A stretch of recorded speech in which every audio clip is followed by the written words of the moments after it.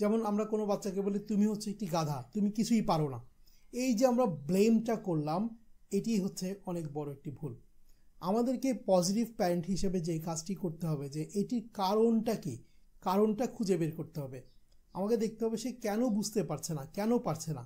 আমরা সরাসরি তাকে ব্লেম করব না, আমরা যে কাজটা করব সেটা হচ্ছে কারণ খুঁজে বের করব এবং সেই কারণের উপরে কাজ করব।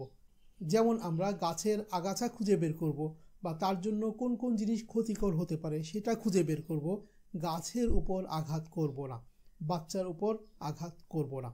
তাহলে প্রথম যে প্যারেন্টিং মিস্টেকটা সেটা আপনাদেরকে বললাম এক্সাম্পল সহ, যে আমরা এখন থেকে আমাদের সন্তানদের ভুল কি কি আছে, কি কি জিনিস আমরা পরিবর্তন করতে চাই, কি কি আচরণ পরিবর্তন করতে চাই, সে আচরণের উপর আঘাত করব, বাচ্চার উপর না।